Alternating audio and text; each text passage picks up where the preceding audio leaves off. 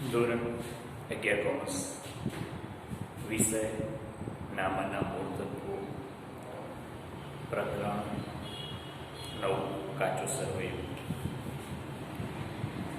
વિદ્યાર્થીઓ, આગળ આપણે 1 થી 8 ચેપ્ટરની અંદર ધંધાની અંદર વ્યવહારો થાય અને પછી એની નોંધ આપણે કરીએ છીએ એ જોઈએ. આ નોંધો કર્યા પછી અને આપણી આ બધી નોંધો કરવાનું કારણ વર્ષને અંતે આપણને ધંધાનું પરિણામ અને આર્થિક સ્થિતિ જાણી શકાય તે માટેનું કારણ છે. એટલે કે આપણે આ બધી નોંધો ધંધાનું પરિણામ અને આર્થિક સ્થિતિ જાણવા માટે કરીએ છીએ. તો અહીં ધંધાનું પરિણામ શેની પરથી જાણી શકાય છે અને આર્થિક સ્થિતિ શેની પરથી જાણી શકાય છે? મેં તમને આગળ કીધું છે, તમને યાદ હોય તો. શું કે ધંધાનું પરિણામ એટલે નફો કે નુકસાન, અને ધંધાની આર્થિક પરિસ્થિતિ એટલે કે ધંધામાં મૂડી, દેવા, મિલકતો અને લેણા કેટલા છે તે જાણવા માટેનું છે.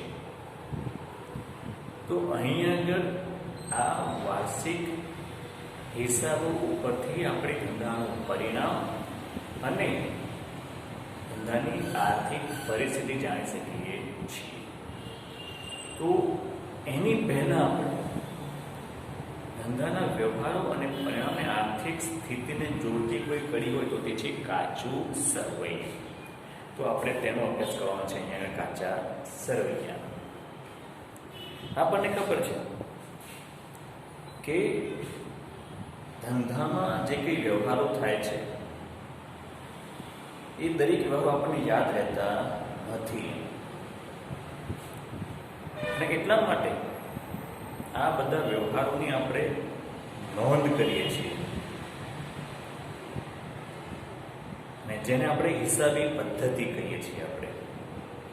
તો આ હિસાબી પદ્ધતિમાં કેટલાક નિયમો, સિદ્ધાંતો, પ્રણાલિકાઓ આ બધાનો આપણે ઉપયોગ કરીએ છીએ, અને એને આધારે આ જે હિસાબો સાચા લખાયા છે કે ખોટા લખાયા છે તેની ગાણિતિક ચકાસણી કરવામાં આવે છે. કારણ કે આ બધા હિસાબો અલગ અલગ પક્ષકારોને ઘણી બધી રીતે ઉપયોગી સાબિત થતા હોય છે, અને આ હિસાબો ગાણિતિક દ્રષ્ટિએ સાચા લખાયા હશે તો જ ધંધાનું પરિણામ સાચું પરિણામ અને ધંધાની સાચી આર્થિક સ્થિતિ જણાવશે. અને એટલા જ માટે અહીંયા આગળ આપણે કાચું સરવૈયું તૈયાર કરવામાં આવે છે. એટલે કે ધંધામાં સાચો અને વ્યાજબી ખ્યાલ આવે. આપણે હિસાબો ગણિત દ્રષ્ટિએ સાચા છે તેમજ હિસાબોમાં નિયમને આધારે તૈયાર કરવામાં આવ્યા છે તે અંગેની જાણકારી આપણને મળી રહે એટલા માટે આપણે આ હિસાબી પદ્ધતિ ને વિજ્ઞાન અને કળા તરીકે ઓળખવામાં આવે છે, જે આગળ જોઈ ગયા છીએ. તો અહીં તમને ખબર છે આપણે કે સૌથી પહેલા વ્યવહારો લખીએ છીએ આપણે, એ વ્યવહારોની આમનોંધ લખીએ છીએ. તો અને આ આમનોંધ ઉપરથી જે તે ખાતામાં ખતવણી કરીએ છીએ આપણે, બરોબર. અને એ ખતવણી કર્યા પછી એ ખાતાના સરવાળા કરીને તેની બાકી શોધીએ છીએ, અને આ બાકીઓ કાં તો ઉધાર બાકી હોય કાં તો જમા બાકી હોય છે, બરોબર. અને આ ઉધાર બાકી અને જમા બાકીઓ ઉપરથી કાચું સરવૈયું તૈયાર કરવામાં આવે છે, અને એ કાચા સરવૈયાની ઉધાર બાકી અને જમા બાકીનો સરવાળો સરખો થવો જોઈએ. જો આ સરવાળો સરખો થઈ જાય તો એમ કહી શકાય કે હિસાબો ગાણિતિક દ્રષ્ટિએ સાચા લખાયા છે. શું તો એના માટે આપણે આ કાચું સરવૈયું તૈયાર કરીએ છીએ. એટલે કે ટૂંકમાં કહી શકીએ કે હિસાબી પદ્ધતિની અંદર હિસાબો ગણિતની દ્રષ્ટિએ સાચા છે કે નહીં તેની ચકાસણી કરવા માટે આપણે કાચું સરવૈયું તૈયાર કરવામાં આવે છે. અને આના ઉપરથી આપણે કોઈ ભૂલ હોય તો ભૂલ શોધી શકાય છે અને હિસાબોમાં સુધારા કરી શકાય છે. તો આવી રીતે અહીંયા આગળ આપણે કાચું સરવૈયું તૈયાર કરીએ છીએ. તો કાચું સરવૈયું એટલે શું?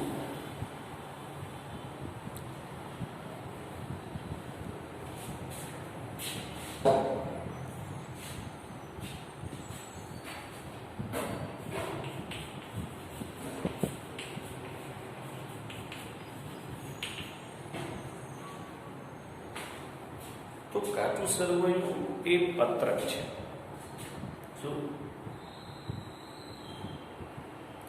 કે કાચું સરવૈયું એ હિસાબો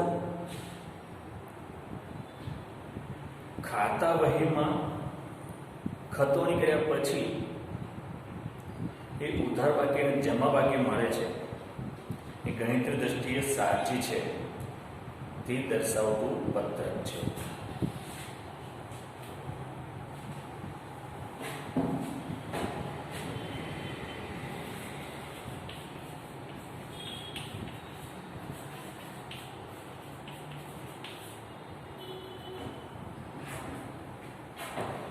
ઉધાર બાકી અને જમા બાકી ખાતા વહી ઉપરથી આપણને આ બે બાકીઓ મળે છે અને એના ઉપરથી આપણે ગણિતની દ્રષ્ટિએ આ હિસાબો સાચા છે તે દર્શાવતું આ પત્રક છે.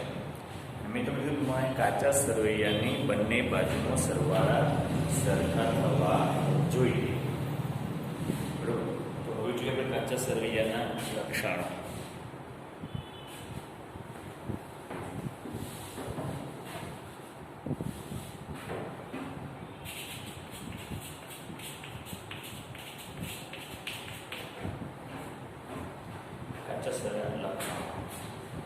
એક પત્રક છે.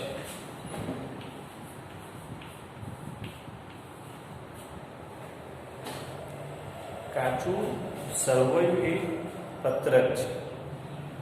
એ પત્રકના સ્વરૂપમાં આવે છે. એને ખાતું ગણવામાં આવતું નથી. આમ તો કાચું સરવૈયું બંને રીતે તૈયાર કરી શકાય છે. એક પત્રકના સ્વરૂપમાં તૈયાર કરી શકાય છે અને ખાતાના સ્વરૂપમાં પણ તૈયાર કરી શકાય છે.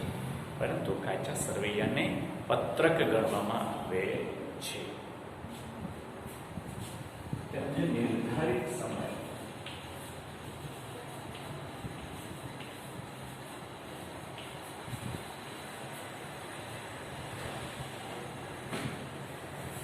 કાચું સરવૈયું એ નિર્ધારિત સમયગાળાનો છે. એ સમયગાળો છે 12 માસ. શું 12 માસ?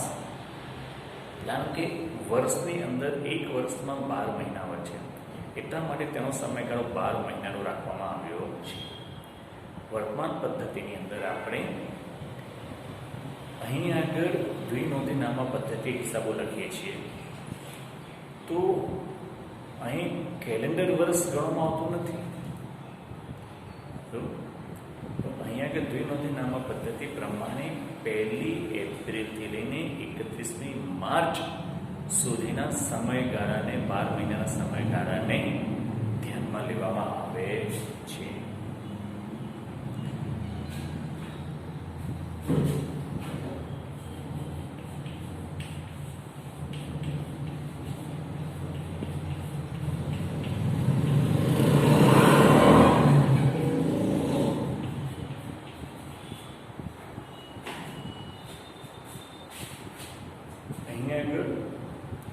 ખાતાઓની ગાણિતિક ચોકસાઈ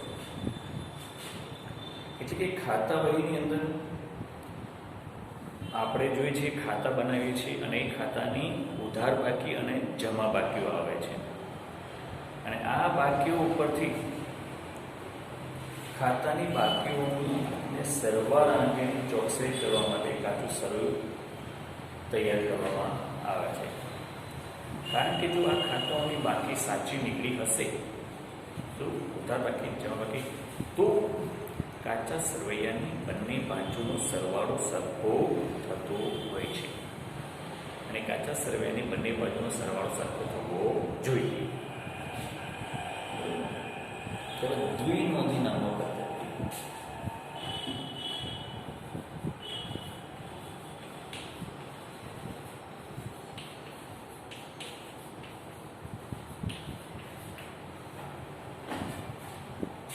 દ્વિનોંધી નામા પદ્ધતિ આપણને ખબર છે કે વર્તમાન સમયની અંદર હિસાબી પદ્ધતિ તૈયાર કરવા માટે દ્વિનોંધી નામા પદ્ધતિનો ઉપયોગ કરવામાં આવે છે. એટલે કે અહીં આગળ દરેક વ્યવહારની બે અસર આપવામાં આવે છે, એક ઉધાર અને બીજી જમા. એટલા માટે તેને આપણે દ્વિનોંધી નામા પદ્ધતિ તરીકે ઓળખીએ છીએ. બરોબર. તો અહીં આગળ એટલા માટે બે બાકીઓ હોય છે, એક ઉધાર બાકી અને બીજી જમા બાકી. અને આ બંને બાકીઓ કાચા સરવૈયામાં દર્શાવવામાં આવે છે અને તેના દ્વારા આપણે કાચા સરવૈયાનો સરવાળો સરખો કરી શકીએ છીએ.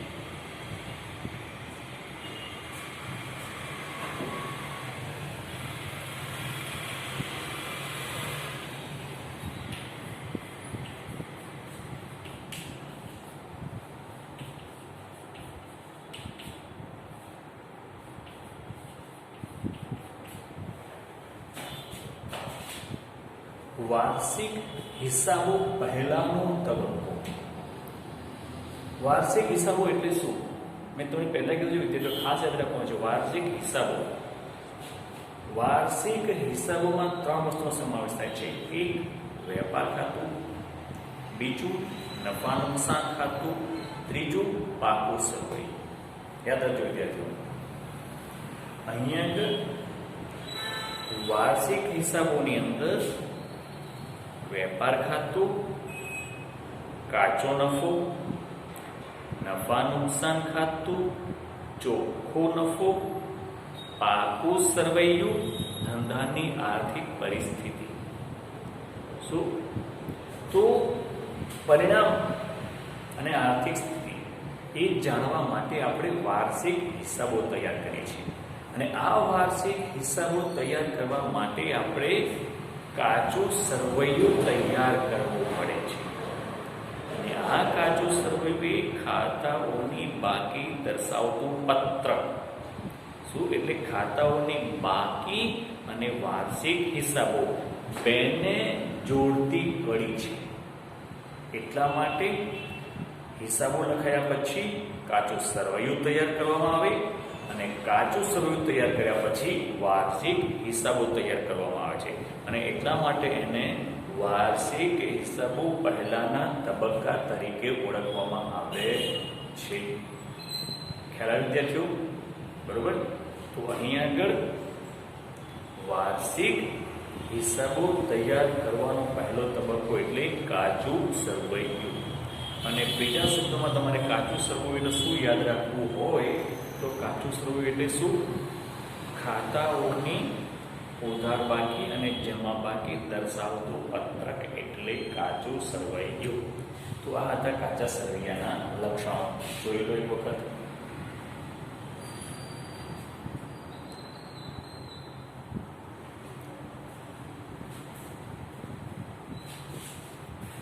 બરોબર.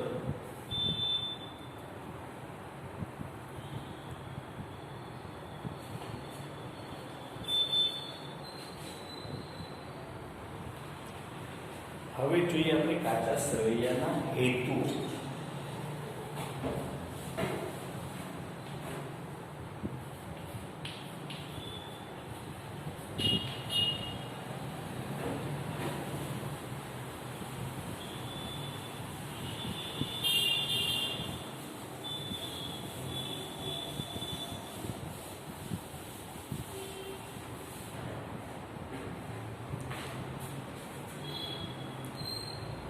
કાચા સરવૈયાના હેતુ, એટલે કે કાચું સરવૈયું શા માટે તૈયાર કરવામાં આવે છે તે. તેનો પહેલો હેતુ છે ગાણિતિક ચોકસાઈ.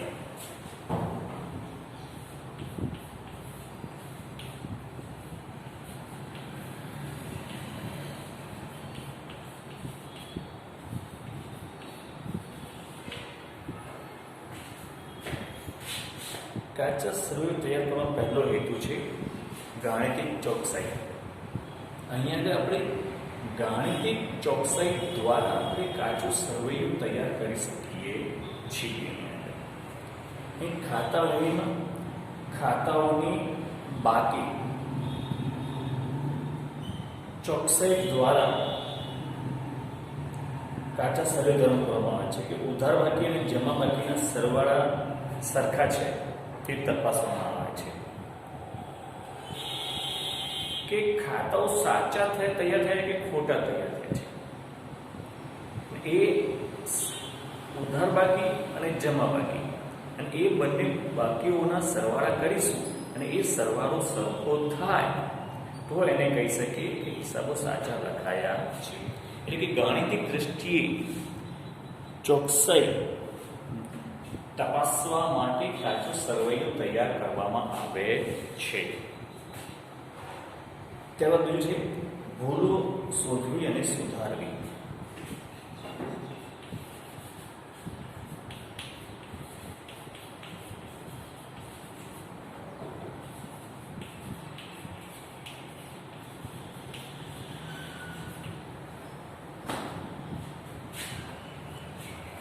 ભૂલો શોધવી અને સુધારવી.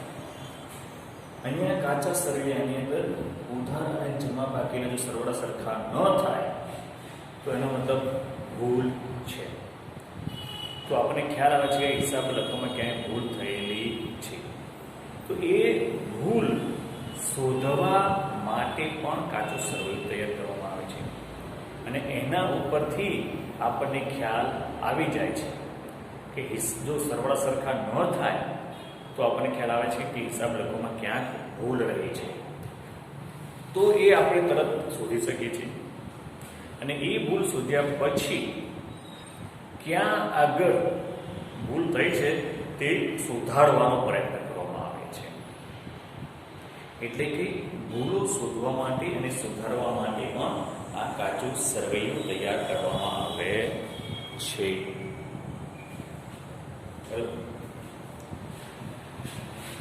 ત્યારબાદ છે વાર્ષિક હિસાબોમાં સરળતા.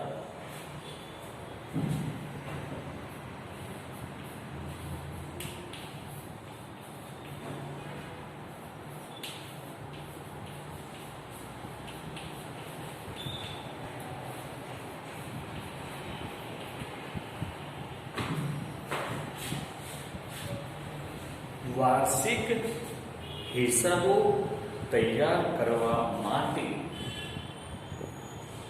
આપણી પાસે અહીંયા આગળ ખાતાની બાકીઓ હોવી જોઈએ, અને આ કાચા સરવૈયું વાર્ષિક હિસાબો તૈયાર કરવા માટેનો પહેલો તબક્કો છે, પહેલું પગથિયું છે. અને આ વાર્ષિક હિસાબોની ભૂલો ઓછામાં ઓછી થાય, વાર્ષિક હિસાબો તૈયાર કરીને ભૂલો ઓછામાં ઓછી થાય અથવા ભૂલો થાય જ નહીં, અને વાર્ષિક હિસાબો સરળતાથી અને ઝડપથી તૈયાર કરી શકીએ એટલા માટે અહીંયા આગળ કાચું સરવૈયું તૈયાર કરાય છે. વેપાર ખાતું, એમાં માલને લગતા વ્યવહારો, ખરીદી વેચાણ, ખરીદીને લગતા ખર્ચાઓ તે અંગેની માહિતી. નફા નુકસાન ખાતું, ધંધો ચલાવવા માટે કરવા પડતા ખર્ચા અને પાકું સરવૈયું, ધંધામાંની મૂડી, દેવા એટલે કે જવાબદારીઓ, મિલકતો, ધંધાની કેટલી મિલકતો છે તે, કાયમી મિલકત, ચાલુ મિલકત અને ધંધામાં કેટલું લેવાનું છે તે. તો આની ઉપરથી આપણે પરિણામ અને આર્થિક પરિસ્થિતિ એ વાર્ષિક હિસાબો પરથી જાણી શકીએ છીએ. તો એ આ બાકીઓ આપણી પાસે તૈયાર હશે તો જ વાર્ષિક હિસાબો સરળતાથી આપણે તૈયાર કરી શકીશું. અને છેલ્લું ખાતાઓની બાકીઓ.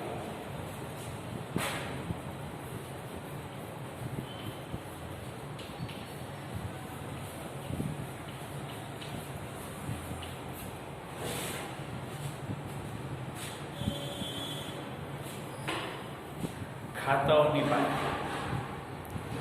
અહીંયા આગળ હિસાબો જેટલા ખાતા આપણે બનાવ્યા હોય, શું વ્યક્તિના ખાતા, માલ મિલકતના ખાતા, ઉપજ ખર્ચના ખાતા, એ જેટલા પણ ખાતાઓ બન્યા હોય એ ખાતાઓની બાકી આ કાચા સરવૈયામાં દર્શાવવામાં આવે છે. અને આ કાચા સરવૈયા ઉપરથી આપણે દરેક ખાતાની બાકી એક સાથે શોધી શકીએ છીએ. આપણે ખાતા વહીમાં દરેક પેજ ઉપર અલગ અલગ ખાતા બનાવેલા હોય અને એના આધારે આપણે બાકીઓ શોધવાની હોય તો તેના માટે જો બી ખબર જોવી હોય આપણે કે ખરીદ ખાતાની કઈ બાકી છે, કેટલી બાકી છે, તો એનું પેજ ફેરવવું પડે.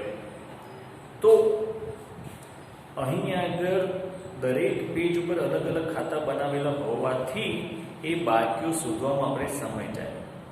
પણ એની જગ્યાએ કાચા સરવૈયું બનાવેલું હોય તો આપણે એક જ પત્રક ઉપરથી કયા ખાતાની કઈ બાકી છે અને કેટલી બાકી છે એ કાચા સરવૈયા ઉપરથી શોધી શકીએ છીએ. એટલા માટે કાચું સરવૈયું તૈયાર કરવામાં આવે છે. બરોબર વિદ્યાર્થીઓ? તો આજે આપણે આટલું રાખીએ છીએ અને હવે તમે આજનું તમારું હોમવર્ક છે કે પેજ નંબર 36 ઉપર, ફરીથી કહું છું, પેજ નંબર 36 ઉપર કેટલીક બાકીઓ આપી છે. શું એ બાકીઓ તમારે તૈયાર કરવાની છે. કોષ્ટક આપેલું છે પેજ નંબર 36 ઉપરની બાકીઓ, એ તમારે બાકીઓ તૈયાર કરવાની છે. વ્યક્તિના ખાતા કોને કહેવાય, માલ મિલકતના ખાતા કોને કહેવાય, ઉપજ કરતા ખાતા કોને કહેવાય, એ બાકીઓ તમારે તૈયાર કરવાની છે. બરોબર?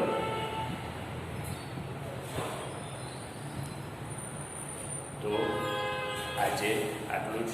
હોમવર્કમાં પેજ નંબર 36 બાકીઓ તૈયાર કરજો.